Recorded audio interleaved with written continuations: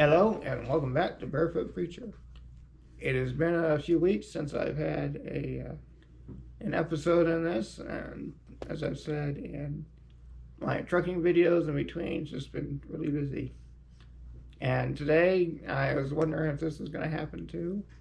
I was going to record outside, but this is being recorded just before Memorial Day weekend, and my neighbors have apparently started the long weekend early, and there's some activities going on out there that my neighbors need to do apparently, but they are very noisy and don't work well for recording.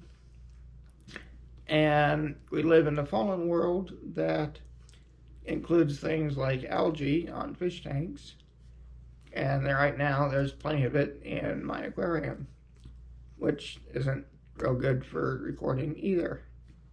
So therefore we're experimenting and we're trying this location.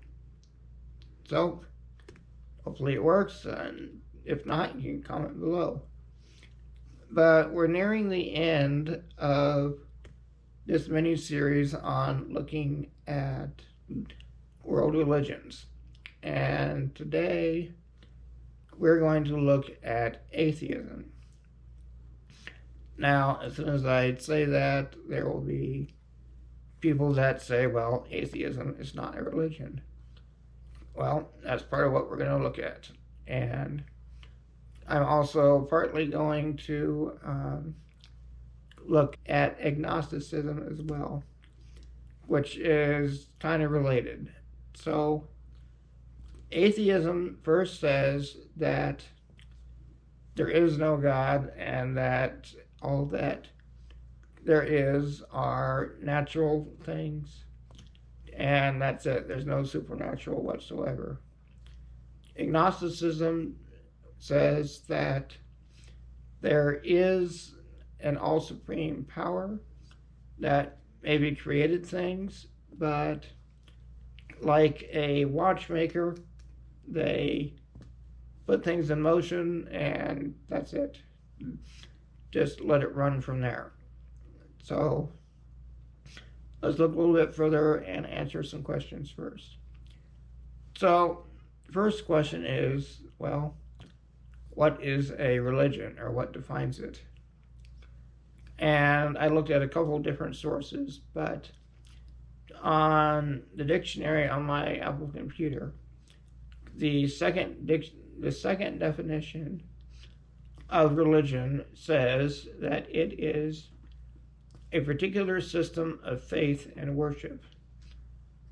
So you have faith in a certain object, so such as faith in the natural world, or faith in just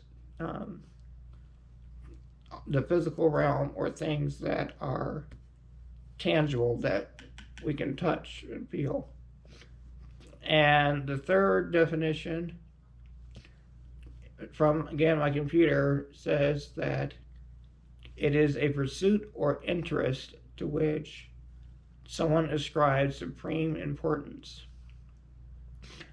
So I know that when I look at, say, evolution and that kind of thinking, that a lot of people base their entire worldview on this, that everything must come about by natural processes. So they ascribe to that as importance, and that is usually atheism. And again, from Wikipedia, which take your pick on how reliable that is, but at any rate, this is what a part of the definition was for religion. It says, a range of social cultural systems, including designated behaviors and practices, morals, beliefs, worldviews, and it went on from there. So again, belief, whether in God or not in God, is still a belief. say, if you say that there is no God and that no one can prove it, well, then you're saying that you know the thoughts of the around 8 billion people on the planet, and that every one of them says that there isn't. Well, that would make yourself God, and no matter who you are not God. So that is kind of the definition of what a religion is, and by these, I would say that atheism is therefore a religion. And it's not only me that says this. So in 2005, there was a case brought up in Wisconsin that a man, I did not record his name, that was in prison in Wisconsin wanted to start an atheism club or group of some sort, and was denied, and it went before the Court of Appeals in that state. And in 2005, the court said that atheism is a religion and that it does receive all the same benefits as any other religion, as that it is a distinct form or way of life. So that is why I say that atheism is a religion. And yeah, I'm sure that you can argue both ways, but this is what I'm going by as far as dictionary definitions and what the courts have said as well. So with atheism, you say that when you die, you die, and that nothing happens to you, that you just become dust and food for worms. Well, part of that I agree with. In the beginning, in Genesis, we read that Adam was created from dust, and that Eve was created from his side. And that just as from dust that we are created, when our physical bodies die, then yes, we return to dust. However, that's just the physical outside part of our bodies. And that is not our soul, which lives on. But I'll get to that here in a little bit. And the Bible also says, though, that there are people that will deny the faith or deny that God exists, even though that everyone knows that he exists.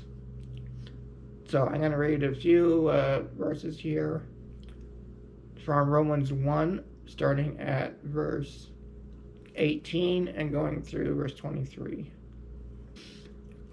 For the wrath of God is revealed from heaven against all ungodliness and unrighteousness of men who suppress the truth in unrighteousness, because what may be known of God is manifest in them, for God has shown it to them. For since the creation of the world, his invisible attributes are clearly seen, being understood by the things that are made, even his eternal power and Godhead, so that they are without excuse. Because, although they knew God, they did not glorify him as God, nor were thankful, but became futile in their thoughts, and their foolish hearts were darkened. Professing to be wise, they became fools, and changed the glory of the incorruptible God into an image made like corruptible man, and birds and four-footed animals, and creeping things.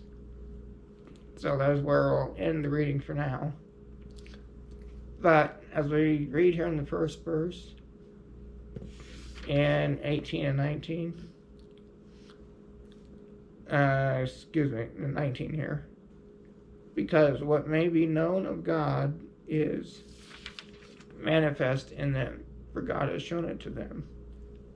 For since the creation of the world, his invisible attributes are clearly seen, being understood by the things that are made, even his eternal power and Godhead, so that they are without excuse. So, if we look at the world around us, we can see a lot of different things. So, we see fish, we see birds, cows, sheep, pigs, we see trees, flowers, we see seasons, the sun, moon, the planets, and here on Earth we see that the sun is about 93 million miles away, and it is at the perfect position that we can get crops and grow things to sustain life, and that just a little bit further away it would be too cold, and a little bit too close it would be too hot. And the moon is set on a different trajectory than any other planet we found. Well, most other planets we found, at least.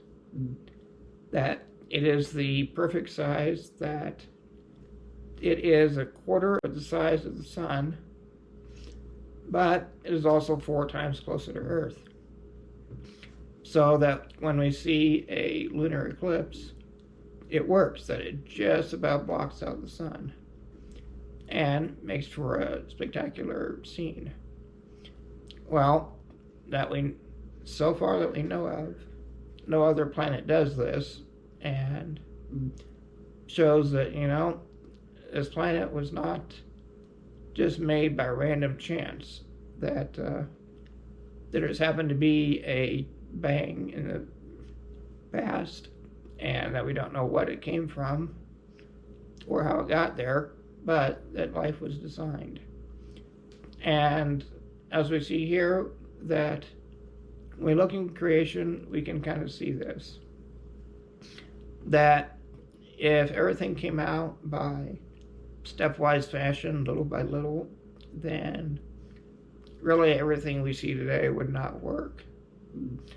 So, such as many plants require a pollinator in order to keep reproducing. So, such as apples and that kind of thing, that need birds and butterflies and moths and other pollinators to help them continue to work. Well, if that's the case, then what happened when, say, if the apple tree came first, how did it work before there was a pollinator to move pollen around? Or the way around, if the pollinators came first, then what did they do before they had to pollinate? And you can get even more detailed and say, look at the human systems, and I'll look at blood for one, that everything came about by stepwise fashion. If we had a single cell something that came about by who knows what, if this item had no circulatory system, then what came first? Did blood develop first? And if so, then how did it move around? If their veins developed first, then what did the veins do if there wasn't blood yet? And if the heart developed first, then what did it do if there wasn't veins or blood to pump around? So you need to have everything in place at the same time. You got to have the blood, the veins, the heart, and everything working simultaneously at one time in order for it to work.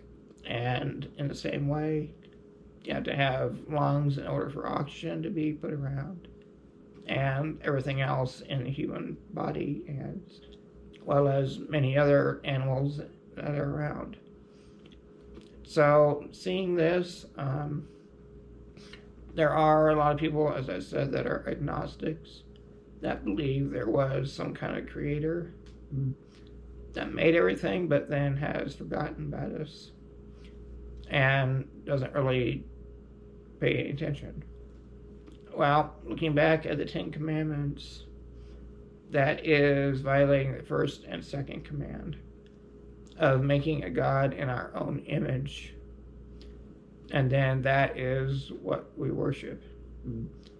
Such as saying, well, Christianity or something else doesn't do what I would like it to, or have beliefs that I want to have in it. So therefore I will ignore it and not really pay attention to what it says. Or if we have sometimes that we've had an interaction with someone that practices, say, Christianity, but has not acted as a Christian, then we completely throw out all belief in Christianity as well. Or finally, as I have seen as well, that if someone receives a bad diagnosis or something like a spinal cord injury, and they don't get healing like they ask and plead for, then they say God must not exist as well. But these are things that are all very explainable, more than I'll go into in this one video. But we see that God's qualities are made manifest to us, that we can see his handiwork. And that often now we see that, as we did here in the last few verses, that people will worship or give more attention to the creation rather than the creator. So let's say a dad gives their kids a new, I don't know, Xbox or whatever the current gaming system is that's popular, to their children or to his kids. That when he comes home from work and they are playing games on it, they give him no attention whatsoever. They just keep playing the game instead. Well, that dad won't be very happy with the kids because they are giving more attention to the gift and the toy rather than him that gave it.